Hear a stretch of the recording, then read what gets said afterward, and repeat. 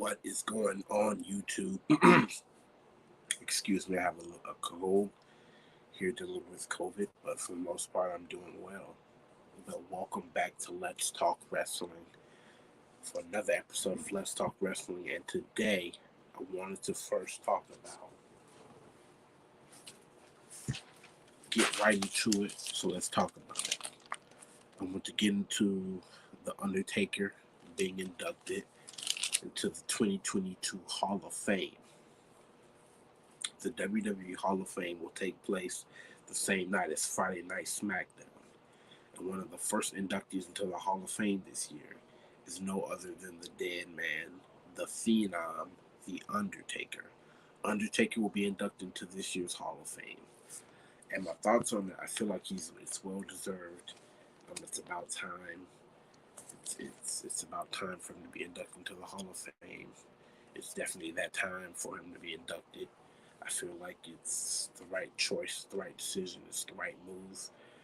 Him being inducted makes a lot of sense. So I'm all for Taker being inducted into the Hall of Fame. I feel like if anyone is going to induct him that night and introduce him into the Hall of Fame, it definitely should be Kane.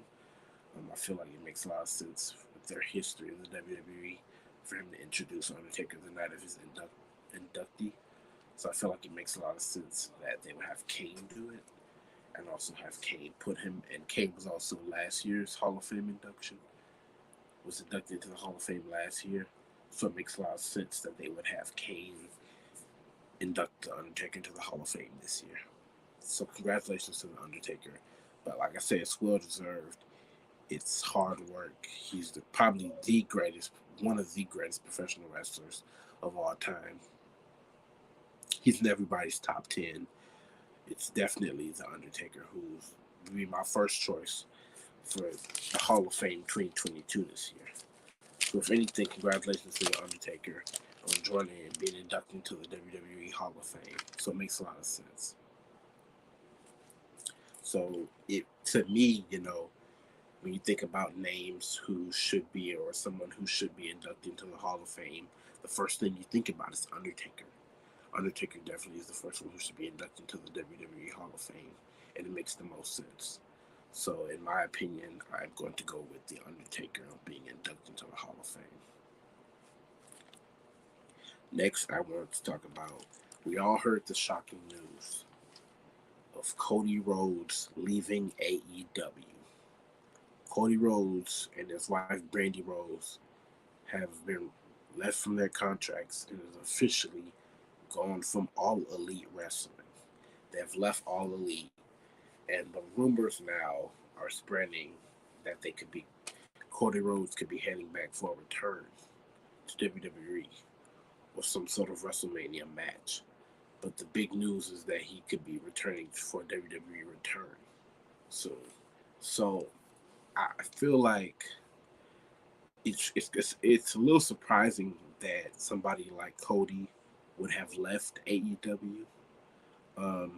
Him being one of the executive producers on All Elite and being one of the biggest names they had on their roster. It's a little shocking that he's leaving AEW, but I'm one of those people that have faith in him coming back to WWE because at the time, he wasn't taken seriously. We all remember the Stardust gimmick. Who couldn't forget the Stardust gimmick? You know what I'm saying? Cody Rhodes was always been a mid-card guy. He was a former IC champion, Intercontinental champion, and he faced some big names. He was part of the Legacy stable with Randy Orton and Ted DiBiase Jr.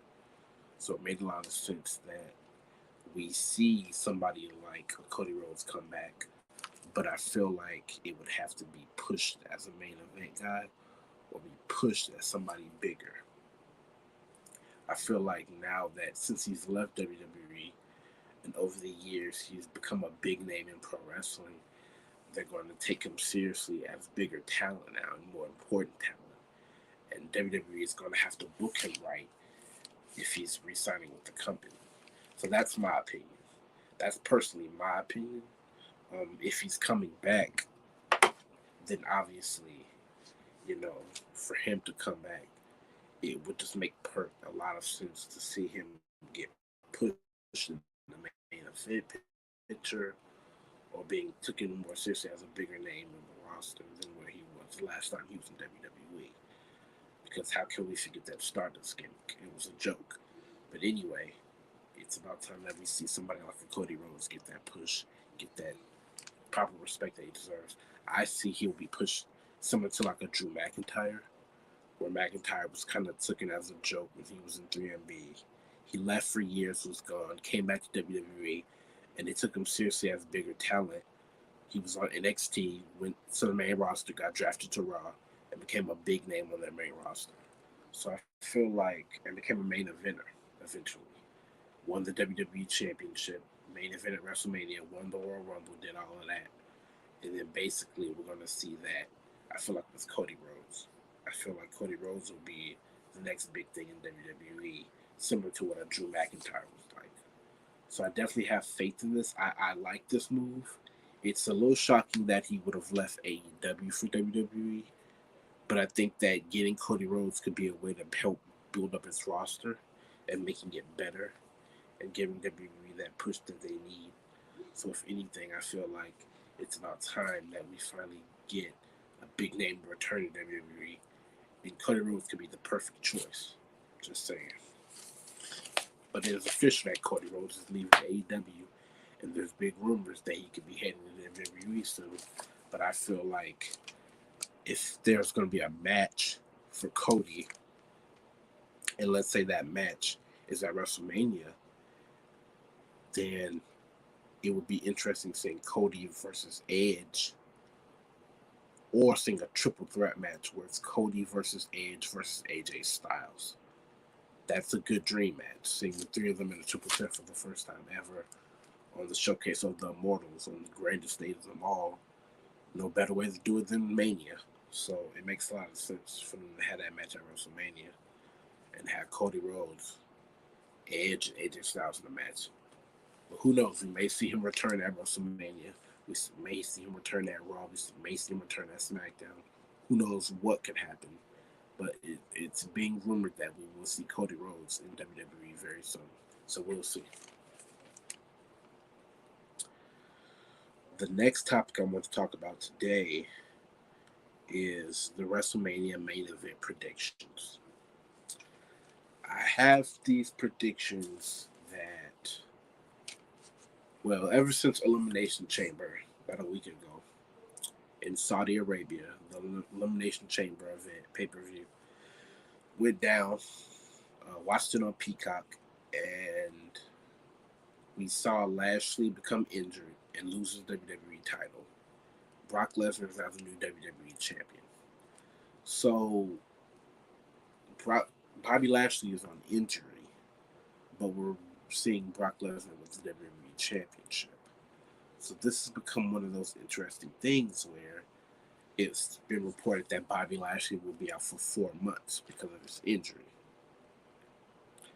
But now they're speculating that Bobby Lashley could be returning for one of the next events coming up at Madison Square Garden at MSG. And doctors and rumors and PW Insider and Ringside have been reporting that Bobby Lashley could be returning sooner than later than we expected. And sooner means that he could be returning at MSG, where Brock Lesnar would defend his WWE Championship.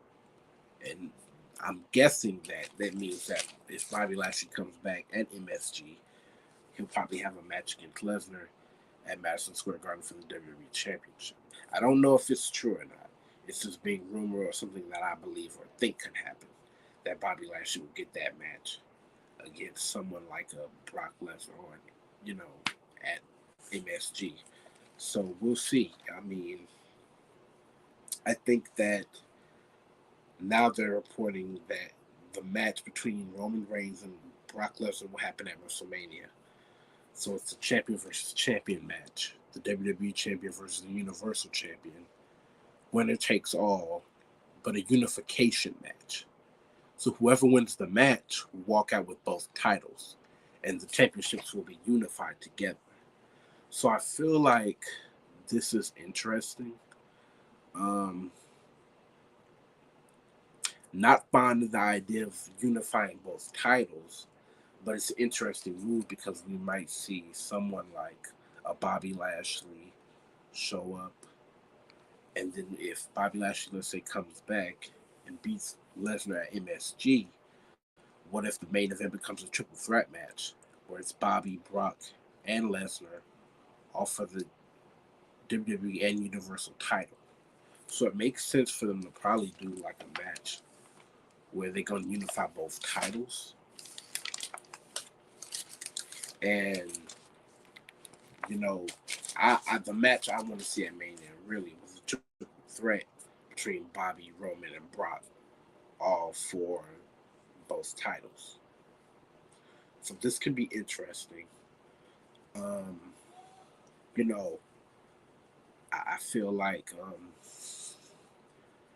it's going down in Dallas. It's to be a big 2-day night event going on Saturday and Sunday, the first weekend of April. And I feel like if we get Bobby Lashley in that match, I would love to see Bobby walk out as champion. It's been reported that WWE has big plans for Lashley and that they got big plans for him to probably win more titles.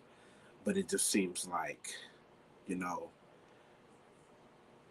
it's kind of in a confusing spot with what they're going to do. I hope it doesn't mean that they're ending the brand split. Not saying that they are. I hope that's not what happens. I think they need a brand split. I think a brand split is what WWE needs to keep forever. There's a brand split. I think they need to never let a brand split go ever again. But if anything, it's interesting on why they want to unify both titles. And the decision that they booked the match as a unification match is very interesting and it makes a lot of sense on why they would make a move like that. So who knows? We'll see if this is the route they're gonna go. But you know, Bobby's the man, and I think if anybody, I would add Bobby in that match if he's clear to return to ring action sometime by WrestleMania, by April, that he could be in WrestleMania and he could main event and they could turn the match into a triple threat and have Bobby walk out with the WWE title and a Universal title. So it makes a lot of sense. So my take on it is Bobby needs to win that match. He needs to pin either Brock or Roman and take both titles and therefore unify the titles, turn it into a title and then one big title and then Bobby become the main guy and the champion. But I just don't know if I'm fond with the idea of unifying both titles at the same time. I'm cool if Bobby wins, but I'm not fine with turning both titles into one title. I'm not happy if they want to unify the Universal title and the WWE Championship. Now, this could just be for a storyline that's temporary, and then they have the titles go back to separate brands like they were doing before. But who knows what WWE has up their sleeves? Anything can happen, and who knows what tricks they may have and what they may have planned for us. The next topic that I want to talk about today is WWE losing its PG rating and going back to becoming TV-14.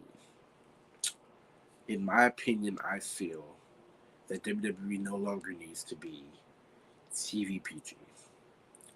They've killed their brand. They've killed their roster. It's goofy, it's cheesy, it's kiddie. There was a time in the Ruthless Aggression era where WWE was awesome as heck. You had blood. You had bra and panties matches. You had guys being put on fire, put through tables. Still got guys getting put through tables now. But TV-14 was awesome. There was so much that they brought with TV-14. There was so much, the writing was more extreme. The writing was more mature. It related to teenagers and adults. So I feel like it's at a point where they've lost their flavor, they've lost their juice, they've lost their creativity, all just because they want to be PG. And I don't agree with the whole idea of it being PG.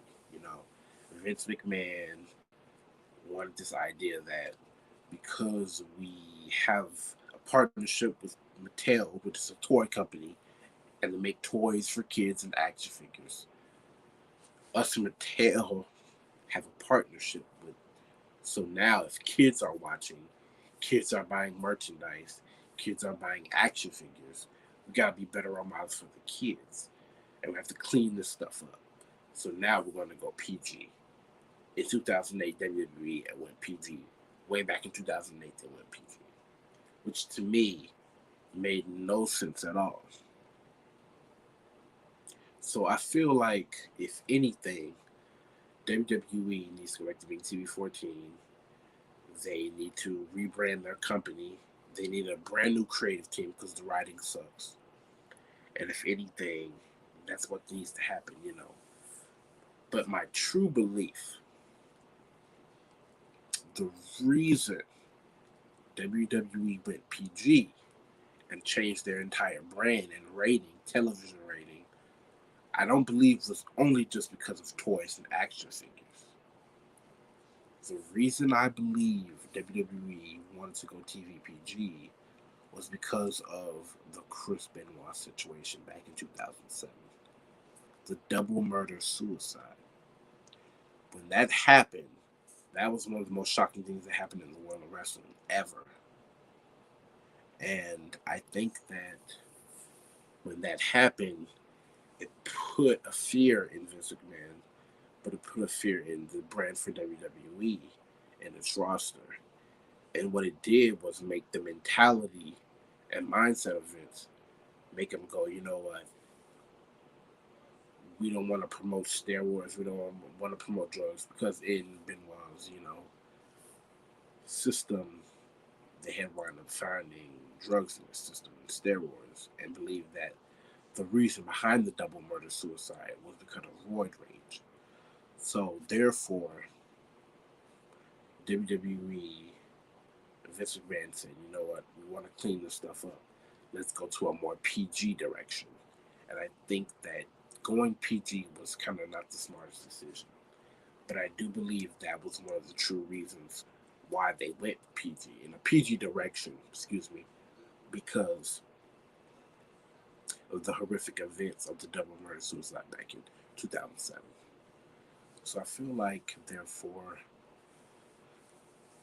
it's the PG thing has kind of worn off with a lot of fans.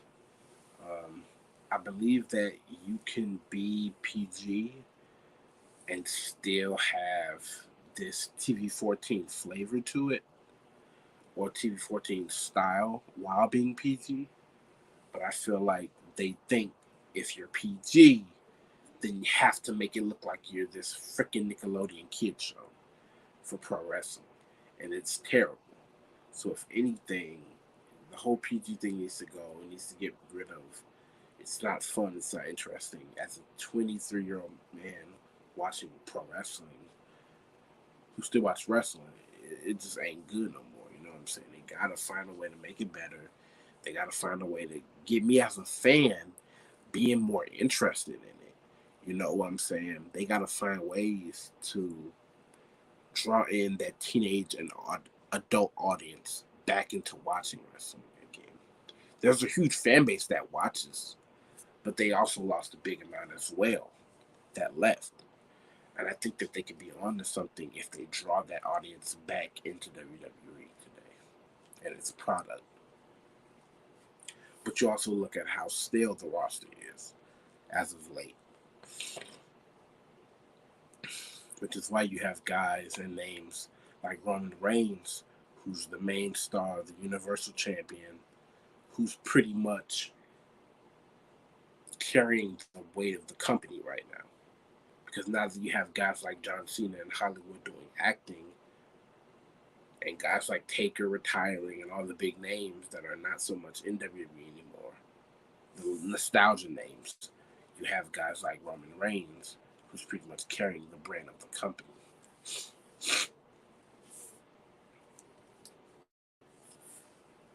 Next, I want to talk about WWE dropping the ball on The Fiend. Bray Wyatt's gimmick, The Fiend, was very fun. It was very interesting. But they really dropped the ball on it. You know, merchandise sales were going up back in 2019 when they debuted. Merchandise sales were going up. Um, the people were tuning into the pay-per-views. The pay-per-view ratings went up. So it was the Fiend character was very good for WWE at that time. But I feel like when they had him feud with Randy Orton all the way through WrestleMania last year, it just kind of lost fans' attention. And he went away for some time and then lost against Orton at WrestleMania thanks to Alexa Bliss. And therefore, a month after that, was released from the company. So I feel like it's just a thing where WWE lost the creative juices with the Fiend character. I think that they put a title on him too soon. And then they had him lose it to Goldberg, which made no sense with the year after. And then, they put him in a feud with Braun Strowman on SmackDown. And Strowman lost the title to Reigns. And then the Fiend got drafted to Raw. And that's when the Orton feud began. So it didn't, they dropped the ball on him. They didn't know how to book him right. They didn't know who to put against him. They didn't know how to write his segments very well. So some feuds they wrote very good. I will admit that WWE and their creative team creatively did a very good job creating this character. They did a very good job creating him to be interesting. They did a very good job writing his promos and being creative and doing something original. I was a big fan of the Firefly Funhouse. I thought that was the most creative thing WWE had and what WWE needed. But I think it lost. They lost their creative juices once they threw a title on him and had him lose the title so soon. Once they lost the title to Goldberg, that ruined everything. And losing to Orton at Mania ruined everything. And then releasing him ruined everything more for their company. So I'm one of those people that believes we could see Bray Wyatt in an AEW ring some point soon. Um, I think he'll be a good addition to All Elite. I think he'll make a good addition to their roster. I think that he'll be great in the ring. He could have matches with guys like Sting. He had matches with Darby Allin, Chris Jericho, CM Punk. Wyatt and Punk for the first time. Or not the first time, but we could see, who knows what gimmick he'll have. Because right now in pro wrestling, I think that the king of gimmicks is Bray Wyatt. Bray Wyatt could dress up as a freaking clown and beat the living shit out of you, and his gimmick would work. So I feel like that's why WWE, it just didn't work out. Maybe him and the Alexa Bliss thing, I loved it. I thought it was creative. I thought it was fun, but I think WWE just couldn't get it to work, and they dropped the ball. So now, if he goes to AEW, he could really make an impact there and can draw in more viewers. And I think that once they get Bray Wyatt in AEW will have my attention more than WWE by then. Um, like I said, it'd be interesting to see what happens. AEW, I think, has a stronger roster than WWE right now.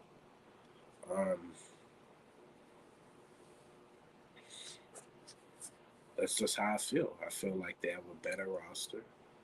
I feel like their roster is stronger. It's more built. They got more big names. They got more guys, more badass, kick-ass guys, and better names right now. So if anything, you know, um, AEW is just kicking it in their ratings. And I think if I'm correct, they have better ratings than WWE right now. So I'm actually happy to see All Elite do well. So if anything, I want to see All Elite kick WWE's ass, and hopefully WWE can do better. Hopefully WWE can get themselves better. But for now, who knows what the future of Bray Wyatt holds. We could see him back in WWE, or we could see him in AEW. But in the world of pro wrestling, we have to also remember that anything is possible. So, that being said, thank you guys for tuning in. This was another episode of Let's Talk Wrestling. I will be on later tonight for another episode of Let's Talk Wrestling. And thank you guys for tuning in. Hit that subscribe button, leave a like, leave a comment. And thank you for tuning in.